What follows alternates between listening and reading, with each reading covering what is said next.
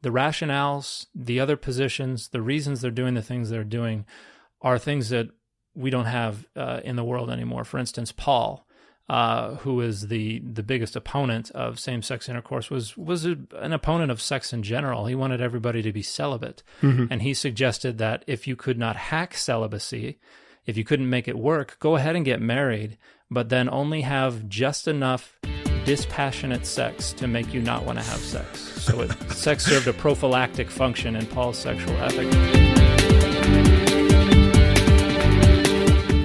This is Here's How, Ireland's political, social and current affairs podcast, presented by William Campbell. Thank you for downloading episode 154 for the 23rd of March, 2023. I don't talk much about Jordan Peterson. I don't think that he is as interesting a character as the internet makes out. I certainly don't think that he's as interesting as he thinks he is himself.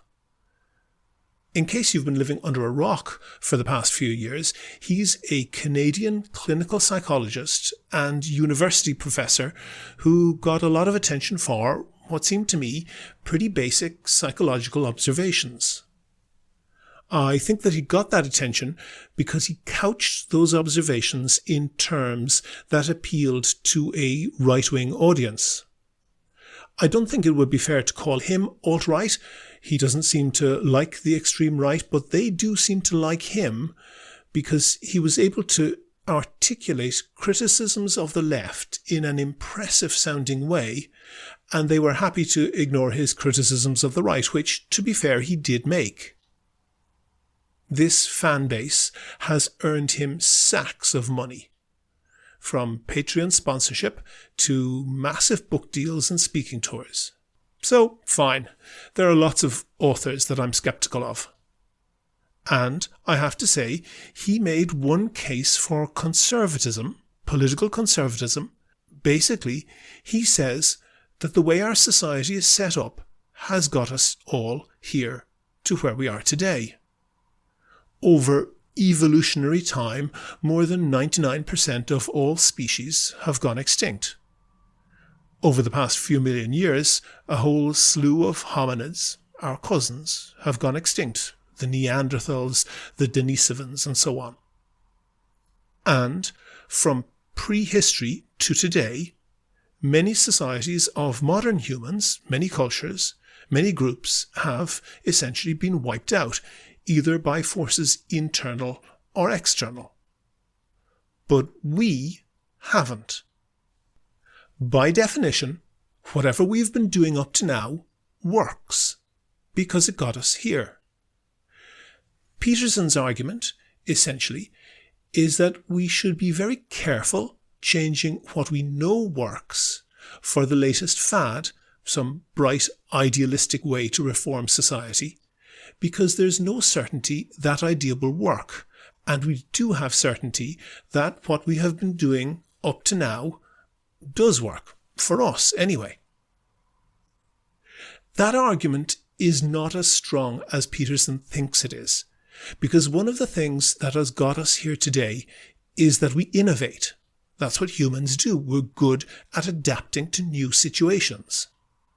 Penguins live quite well in the Antarctic, but I don't think they would do well competing with lions in the tropical jungle. Humans, by contrast, can live in both and many more environments too. But despite that weakness, his point is valid. Now, Peterson started off by commenting based on his experience in psychology, and he's well qualified in that area. But since he hit the jackpot of book deals and speaking tours, he has massively expanded the areas that he is eager to comment on, everything from Brexit to climate change. And unlike with psychology, he has no qualifications to talk on these topics, and it shows. It's very obvious that he is producing content on demand for his right-leaning audience. Despite his unfamiliarity with the topics he's talking about, he still maintains that snarky tone of someone who knows that he's better qualified than his opponent and wants to let everyone else know that. In this vein, he retweeted recently a chart from a climate change denying Twitter account, which purports to show the last 10,000 years of temperature record, with the recent increase in global temperatures being dwarfed by much bigger swings in the Roman and Minoan warm periods. The chart is laughably wrong. Firstly, it doesn't show global temperature, it shows the interpretation of a single ice core.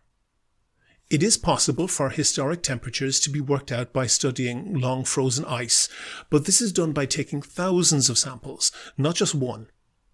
But most of all, the data on his chart stops at 1885.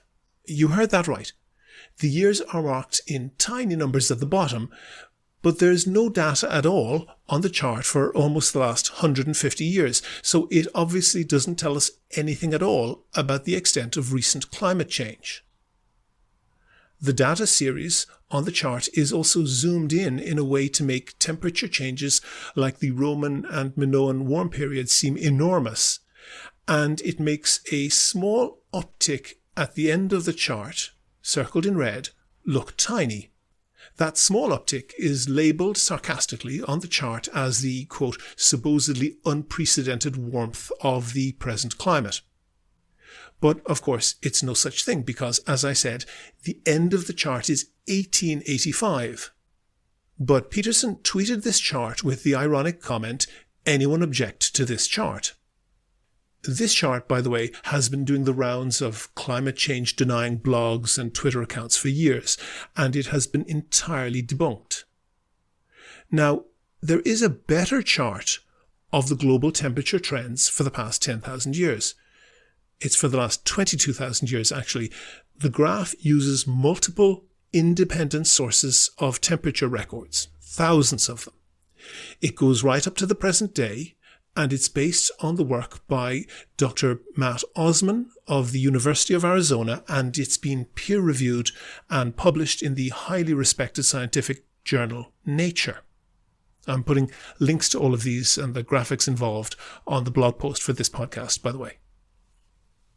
Osman's graph shows the temperature bouncing around in prehistoric time and then getting significantly warmer about 10,000 years ago, and being remarkably stable from then until very recently.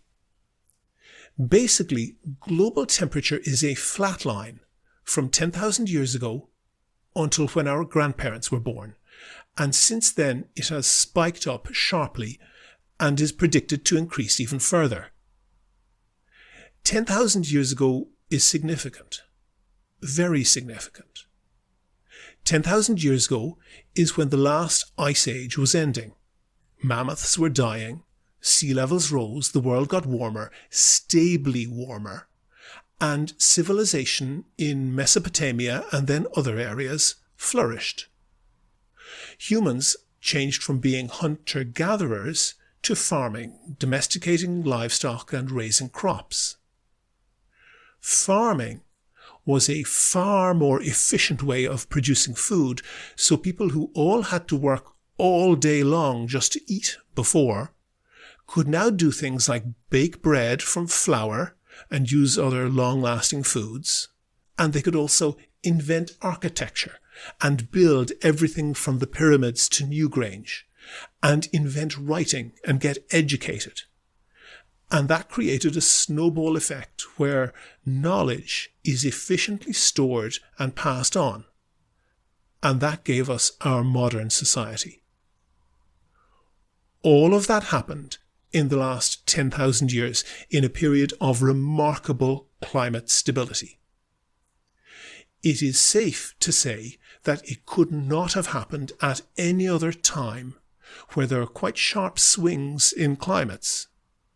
You couldn't invent agriculture unless the same crops could grow in the same place for extended periods, and you couldn't do any of the other things unless you invented agriculture and liberated a huge amount of time that would otherwise have been spent on foraging for food. The other thing that the chart from Dr. Osman and his team shows is that the global temperature increase that we have already experienced brings the global temperature well outside the range of temperature stability that we had for the whole existence of human civilization. But the future scenarios, based on high, medium and low carbon emissions, bring us much further. The high emissions scenario basically means keeping on doing what we're doing now. That would lead to temperatures far away from the happy medium that our civilization grew up in. It's even far outside the range that our hunter-gatherer ancestors experienced when they spent the whole of their days and the whole of their short, miserable lives scraping what they could from the dirt to have enough to eat. And Peterson's point is correct. There's no inevitability of the survival of our society. We've survived this far because conditions favoured us. Change them radically in an unthinking way and, like the 99% of species that have gone the way of the dodo, there's no guarantee that we will survive for much longer either. We are busily creating an Earth upon which we have no idea how to live in large numbers and reasonable comfort. That's a challenging idea. That's an idea that should alarm any genuine conservative. But it's not an idea for a huckster who makes millions by peddling whatever he thinks will get his fanboys paying for his latest book. In a moment, we'll have the interview, but first, I want to say thanks to all of the patrons. I really appreciate everyone who donates on Patreon. We don't get a huge amount of money. We're not in the same league as some other Irish podcasters, but it pays for things like web hosting, and Kevin and myself basically donate our time for free. It's also a great morale booster. We're always happy to get a new patron. It shows that some people out there are listening and appreciating the podcast. We make a big effort to cover things that are undercovered in Irish media. You're more than welcome to listen for free, but if you think you could do the same as the other donors and throw in the price of an Irish Times once or twice a month, there's details how to do that on the website and at the end of the show. Do you agree? Do you disagree? Follow at Here's How Podcast on Twitter and like Here's How on Facebook for updates on each show's contents. All right, let's hear it. On the line, I have Dan McClellan. He has a PhD in theology and religion from the University of Exeter. He lists himself as a public scholar of the Bible and of religion. He was, for 10 years, a scripture translation supervisor for the Church of Latter-day Saints. That's the Mormons to you and me. And he's the author of a book. And Dan, I'm not sure how to pronounce the title of your book. Can you help me out on that? Well, normally that's pronounced Yahweh. That's the scholarly pronunciation of the divine name. But I've made a promise to my audience, many of whom are Jewish folks, that I wouldn't, in my public appearances, pronounce the divine name. So I pronounce it Adonai's divine images. Okay, so the book, as I see the title, has YHWH's divine images. I won't follow the stricture that you do. That's an abbreviation or a contraction of Yahweh. And you Correct. do see that, I think, in some Jewish Orthodox or ultra-Orthodox documents and signs or something. Even in English, they write G-D rather than the word God. And I think the audience will know by now, with that short introduction, that you are deeply interested in the Bible. And am I correct in thinking that if you were a scripture translation supervisor for the Church of Latter-day Saints, that you're a member of that church? Or do you want to say what your position is there? I am an active member of the church, but I do my best to try to mitigate any influence from my devotional side in my public scholarship. So I try to only represent the academic side of things. Yeah, and you have a whole series of videos on YouTube, I think also on TikTok, which are incredibly impressive from an academic point of view. And you make very, very obscure Bible details very interesting to me, as at least. Other people can comment for themselves. And I think it's really hard to overstate how maybe nerdy is the word of this. If we took all the nerds on biblical studies on the universe and put them all on one planet, then I think your head would be that planet. But why does that matter? I think it matters because, well, part of the reason that I got onto social media and started sharing this scholarship was because I was seeing a lot of misinformation being shared. And it's one thing for, nerds to just share mistakes that they make in misinformation, but this stuff is being shared all around the world. This stuff is influencing the way people think about the world, the way people interact with the world, the way politicians operate.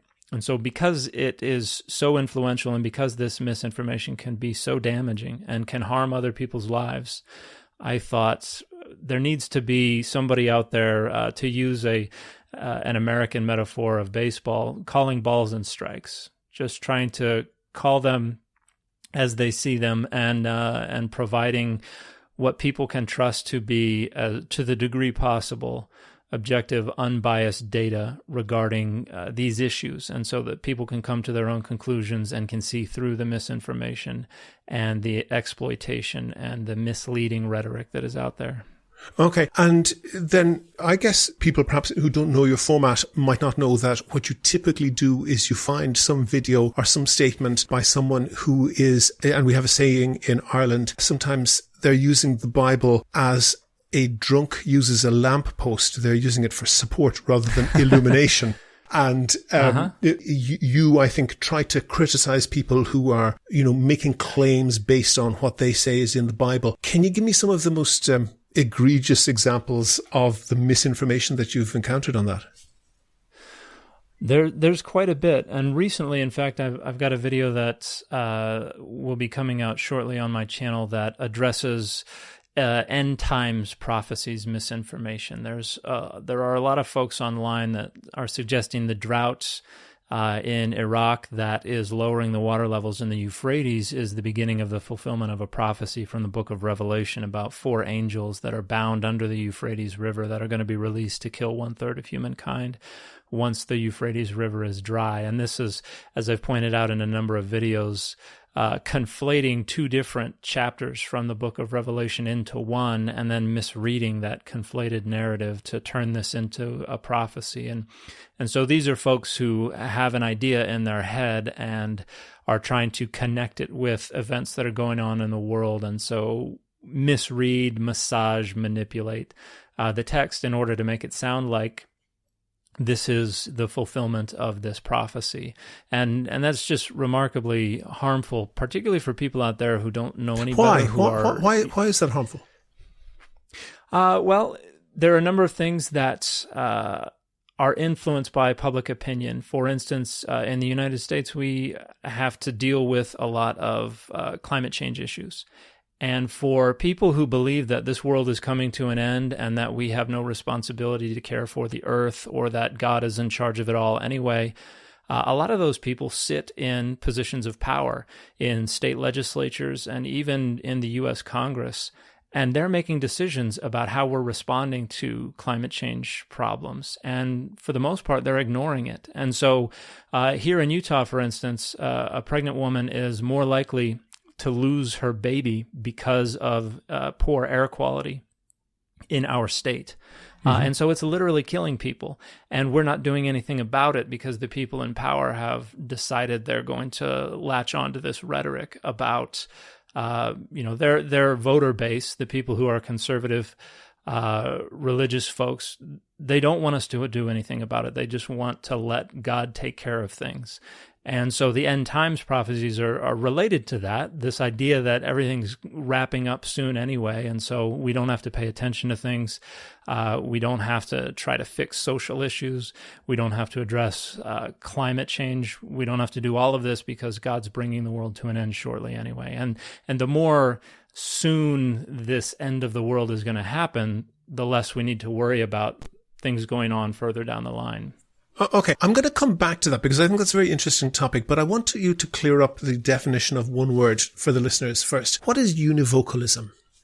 So that's the notion that the biblical text, or whatever text a person is talking about, speaks with one single unified voice. Mm-hmm. And what that does for a person is that means you can take one passage from one side of the Bible and another passage from another side of the Bible and presume that both of these passages are representing the same perspective. And so if they seem like they conflict, we have to find a way to make them agree. We have to harmonize them. And that means that you've got to decide which passage is going to take priority, which one is going to be subjugated or subordinated to the other. And it allows you to negotiate with the text and manipulate the text. And so when we presume univocality, that serves our using the text to do whatever we want it to do, to make it more useful or meaningful to us. So I like that analogy. A drunk uses a lamppost. They are trying to get that lamppost just the way they like it so that their leaning on it can be most comfortable or most useful to them. Okay, I think you may well be correct, but it strikes me that this notion of rejecting what's called univocality or univocalism, in other words, accepting that the Bible was written across quite a wide time span by a whole bunch of different people who had different biases and different social contexts and so forth. Isn't that fundamentally incompatible with believing that the Bible is the Word of God, which is really the basis of being a Christian? I think there is a worldview that has been developed over the last few hundred years that wants to see it that way. But I think that's a product of the Renaissance, the Reformation, and the Enlightenment, because one of the things that those movements did was put a lot more rational attention on the Bible and question the Bible from a rational point of view. And so in response, in reaction, we had a lot of Bible believers come back and say, no, it's all true, and adopt some of the rationalist perspectives in defense of their belief in revealed religion over and against rational religion. Those are two of the factions that kind of developed during this time period. And so the idea of inerrancy... Pause with that idea, because however you or I, and I guess you mentioned you're in Utah, our audience is largely in Ireland. I would have to say our audience in particular, and probably Ireland in general, is considerably less attached to sacred texts than the people you might necessarily encounter in Utah. But isn't the people who say, this is the Word of God, anything else is wrong? However, people coming from a secular point of view might reject that and think that even a silly thing to say. It is at least consistent, because the schools of thought that have said that large chunks of the Bible are allegory or are not meant to be taken literally, and who sometimes take what is, I think, pejoratively called a pick and mix attitude to the Bible. At least the fundamentalists can say that they're being consistent, can't they? To some degree, but there's also a degree they're rejecting a lot of their tradition, because some of the earliest Christians developed hermeneutical approaches, so ways to approach interpreting the biblical text that allowed for allegorical meaning, that allowed for things to be inconsistent, so that it served the use of Scripture to promote and develop their worldview. So Origen of Alexandria, for instance, there was a passage, there's a imprecatory psalm, I believe it's 137, there's a part that says, "Blessed or happy are they who will dash your babies against the rocks." And this is kind of condemnation of Babylon. But early Christians had to figure out a way to make it okay that this was the Word of God. And so Origen came up with the idea that there are 4 different levels of interpreting Scripture.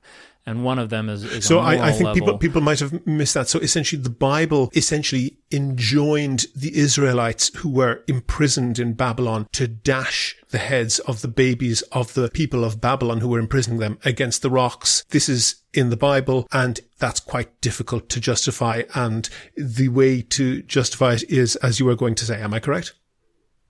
Yeah, so what Origen of Alexandria comes up with is reading this text not as a literal reference to Israelites killing Babylonian babies, but as a reference to sin, saying the little children of Babylon are our sins and our sinful thoughts, and so we must take the sinful thoughts and dash them against the rocks. And that's a way to say this isn't literal. We need to understand this in a different way to reconcile it with our own ethical frameworks and with our own worldviews.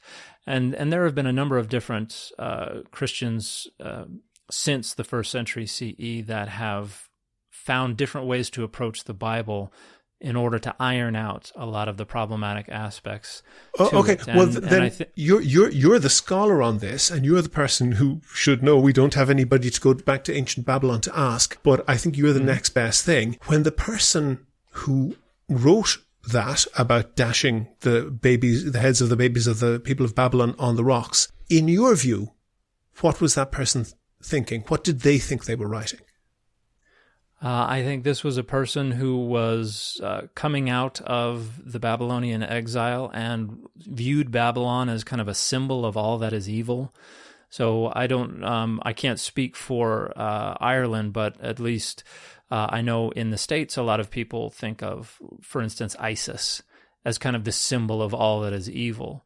And so I think the writer of this psalm, from a position within the Judahite nation, is just kind of fantasizing about being able to do to Babylon what was done to them.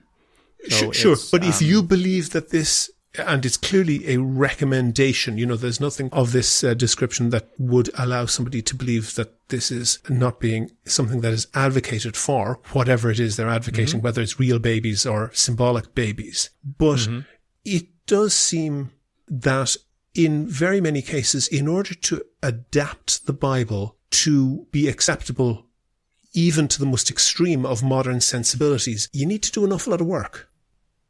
Yeah, and I refer to that as negotiating with the Bible. That's something that everybody has to do, just because nobody's reading it in a vacuum. We are all bringing a lifetime of experiences and perspectives within specific circumstances. We're bringing that all to the Bible as we read. And so what we interpret within the Bible is usually going to be whatever it needs to be to make the Bible more meaningful or more useful to us. So or more acceptable? And I think that it becomes acceptable when it is something that brings more meaning to our own experiences, that allows us to see our own experiences in the text, that allows us to feel like we're being guided by God. I think that's a lot of what's going on. And yes, the text needs to be made more acceptable in certain contexts so that we can defend it, so that we can feel validated in our belief in its inspired nature. So that we can win arguments with other people, for instance. The notion that the Bible is inerrant is rooted in the need to deploy the Bible as a rhetorical weapon against arguments that might undermine our worldview.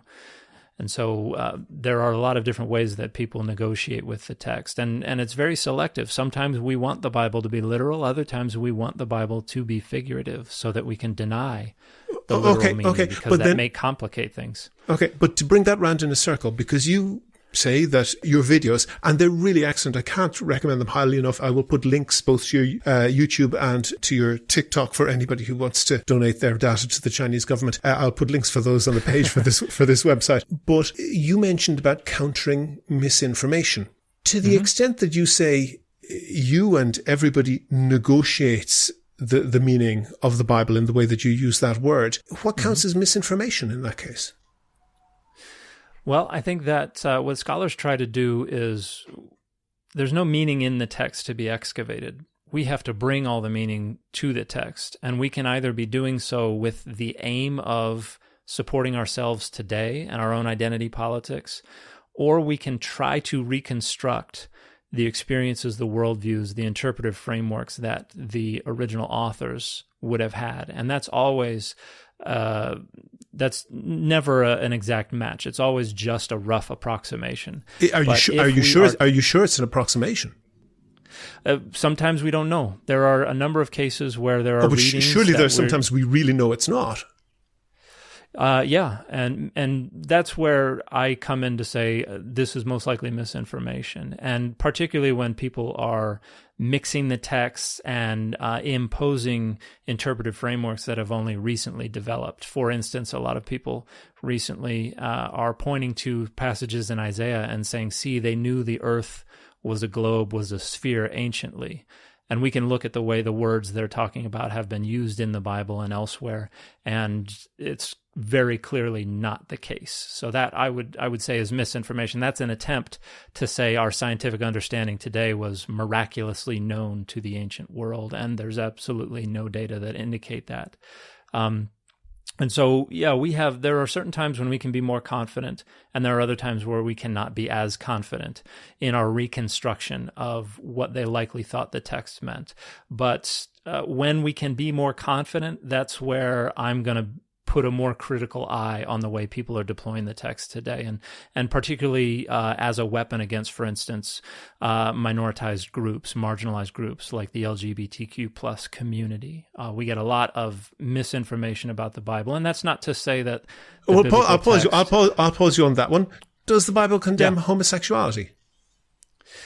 If you understand homosexuality to refer to a sexual orientation, then absolutely not. No. Right. Then I should be more specific to homosexual sex. I think that there are passages that do condemn certain acts of same-sex intercourse. Mm-hmm. However, what I usually talk about when I address that question is that we can reconstruct the rationales, the reasonings that contributed to that opposition, and we can see the social forces at work in kind of nuancing why and when they had opposition to it. And we can also show that they had a lot of other positions on sexual ethics that are all totally alien to today. The rationales, the other positions, the reasons they're doing the things they're doing are things that we don't have in the world anymore. For instance, Paul, who is the biggest opponent of same-sex intercourse, was an opponent of sex in general. He wanted everybody to be celibate. Mm-hmm. And he suggested that if you could not hack celibacy, if you couldn't make it work, go ahead and get married, but then only have just enough dispassionate sex to make you not want to have sex. So sex served a prophylactic function in Paul's sexual ethic. And so when people say, well, what about Paul? I say, well, what about Paul? You already reject so much of his sexual ethic just because it doesn't fit today. Why must his rejection of same-sex intercourse, based on these phenomenally outdated scientific and social ideas, these hierarchies of domination, why don't you reject that as well? You reject his support of slavery.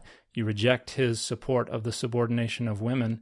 But for some reason, we're going to allow his idea about same-sex intercourse to be authoritative. That's inconsistent on the part of people who wield those scriptures that way. They're negotiating with the text. That's correct. And I want to kind of put that point in suspended animation for a little bit. I should say for listeners who didn't pick up the reference, Paul there, you're referring to the Apostle Paul, who never met Jesus but lived in the decades perhaps after he died and became one of the greater spreaders of Christianity in those very early years after the death of Jesus. But I just want to, perhaps we can have a little fun. I will come back to those points. But okay. Is it true the 10 Commandments are not mentioned in the Bible? Well, we don't have the phrase 10 Commandments, at least not in Exodus 20, which is where we generally pull our thou shalt not lie, thou shalt not steal, those 10 Commandments. There's nothing that refers to them as That's not called the 10 Commandments. Okay, but it's mentioned somewhere else, is it? So we have in Exodus 34, we have another list of 10 commandments, and scholars generally refer to this as the ritual decalogue because it's actually focused more on your feasts and your rituals and how to do them correctly. And at the very end, it refers to these as the 10 words or the 10 things or the 10 verses. Mm-hmm. And in the 16th century, as English Bibles were being translated, the Geneva Bible, as far as I'm aware, was the first to actually translate this. Previously, it had been the 10 verses. The Geneva Bible changed it to the 10 Commandments, and that was picked up in the King James Version, and that's been the traditional designation for our 10 Commandments, even though in the Bible that refers to a completely different set of commandments that very few people are familiar with. Okay, I should say, I think from my research, the Geneva Bible was translated for the advent of, was it Calvinism in Geneva and the far east of France. So it was a Bible that was independent of the Catholic Church. Did David really kill Goliath? So that's another interesting one. We've got the story in 1 Samuel of the Israelite champion David coming out and killing Goliath. But we've got another reference to Goliath, and it's very clearly the same Goliath because it describes him in the exact same way as having whose spear was like a weaver's beam. And if we look in 2 Samuel as well as in 1 Chronicles, we have this very short passage where it refers to a man named Elchanan having killed Goliath, and it says whose spear was like a weaver's beam. And this seems to be a separate telling of the same story, attributing the death of Goliath to another figure. And in the 1 Chronicles passage, we have a slight change to the text, where it says that this was the brother of Goliath who was killed. And the text is a little manipulated. Some of the letters in Hebrew can be confused with other letters, and so the author of Chronicles seems to have manipulated the text because they know that it's supposed to be David who killed Goliath. But the reality is probably that we have this preservation of this early tradition in 2 Samuel, and then somewhere along the way they were like, that sounds like a really cool story. We're going to attribute that to David.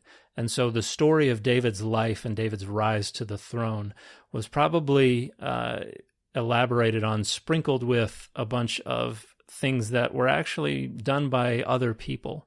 And we just happen to have this little hint preserved elsewhere in 2 Samuel because of an editor not being careful enough with how they're representing the text.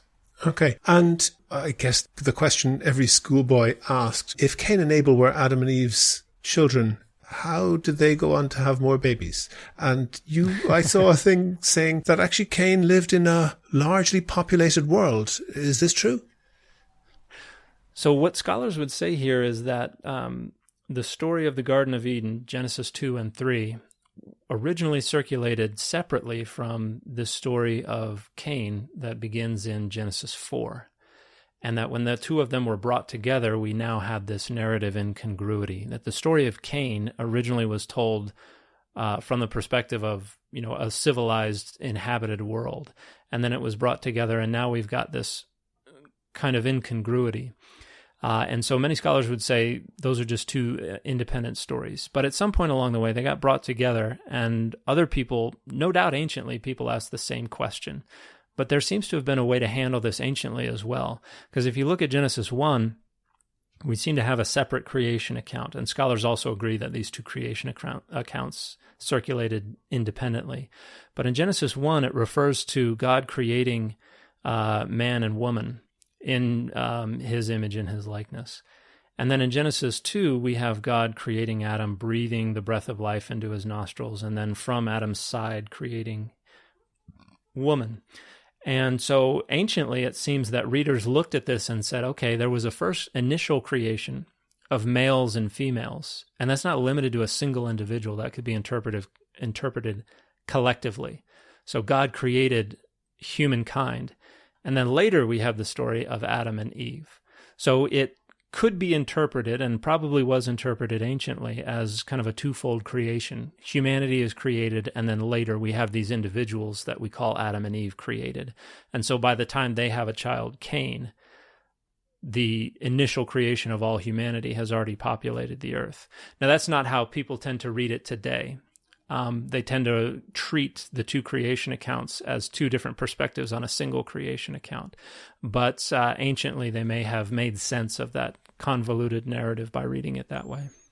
Okay. I'm interested, and that's very interesting things. That's certainly not what we got in junior school religion classes or anything where you learn about the Bible. And I'm just interested in how that addresses a much more current debate, and I'm sure you're aware of I think, very strongly atheist commentator Sam Harris, also from the US. Mm-hmm.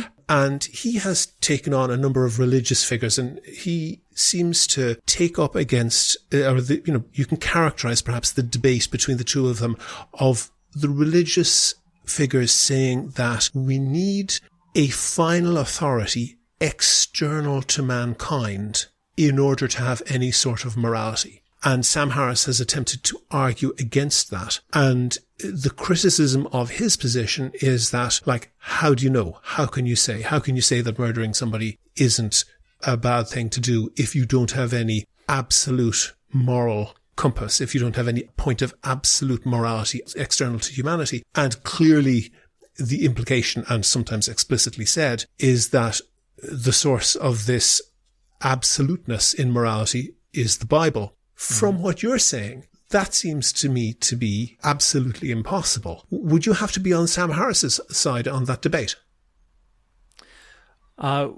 Regarding the notion of absolute morality, I would probably be on Sam's side, just because the Bible does not function as an absolute signpost for morality. It has to be negotiated. It has been understood in so many different ways, from time to time, from place to place, from person to person, that it's obviously not a beacon of absolute morality. So I've already talked about a couple of different ways that are the moral frameworks that we bring to the Bible and the moral frameworks that we extract from it are products of our own experiences and our own perspectives and our own circumstances.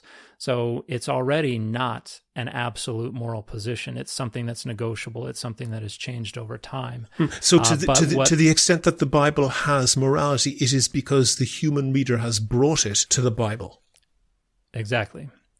I think that the Bible provides kind of interpretive guidelines, maybe guardrails, but there's a lot of nuance. There's a lot of variability within those strictures, and people have interpreted a bunch of different ways. But to say the Bible is our standard, our absolute moral code, is a way to structure power, so that the ones who have authority over the Bible ultimately have authority over everyone. That's, I think, what the rhetorical goal is of that argument. Do you think it's a little bit like going back to the Middle Ages, when in the pre-Reformation Catholic Church it was considered a sin to read the Bible? There was great resistance to it being translated into the vernacular, and they very much wanted to have at least the priest in between the Bible and the congregation in order to essentially control that power. I think there's definitely a relationship there. It's about structuring power, but similar things go on today, even within the secular world. I mean, I set myself up as an authority on the Bible, and I think I have the experience in the background to be more reliable about it than many other folks. But I'm doing the same thing, trying to set myself up to some degree as the mediator between the people and the text. However, I'm not saying you're not allowed to read it without me. I'm just saying, hey, if you're going to approach it, at least be better informed about it. Sure. And you can comment on it. I'll give you my own view that if someone is to say, well, there has to be some ultimate source of absolute morality, then I would say the Bible is a very bad candidate for that. And if we look, there are various things that are perhaps morally difficult, and even killing is morally difficult. If your country is at war and being attacked, is it moral to kill the people who are attacking them? That makes that difficult. But there are a couple of very easy